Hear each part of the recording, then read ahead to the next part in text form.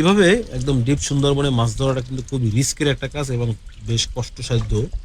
যেমন বর্তমানে এখানে যে কি পরিমাণে মশার আক্রমণ চলতেছে আমাদের উপরে সেটা আপনারা কল্পনাও করতে পারবেন না। যদিও দেখে মনে হচ্ছে কিন্তু আমরা সবাই স্বাভাবিকভাবেই কাজ করতেছি।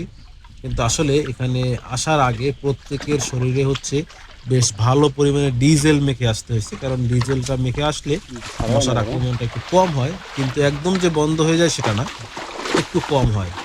তো জসিম আর এই ভাই হচ্ছে ওরা আগেই বেশ ভালো করে ডিজেল মেখে আসছে। আমরাও আসছি মেখে মোটামুটি ভাবে, তবে মশায় তবুও কামড়াইতেছে, প্রচুর পরিমাণে কামড়াইতেছে।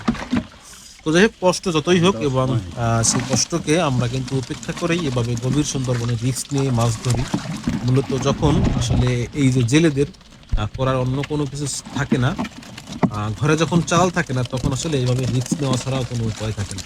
কারণ দেখুন আমরা বর্তমানে যে জায়গাটায় আছি, এইখানে এখন যেকোনো সময় যেকোনো ধরনের বিপদ কিন্তু ঘটতেই পারে, আসতেই পারে, হতেই পারে। সেগুলো সবই মাথায় আছে এবং এ বিষয়ে আসলে কিছুই করার নাই। কারণ জীবিকার তাগিদেই এদেরকে এভাবে গভীর সুন্দরবনে রিস্ক নিয়েই কাজ করতে হয়।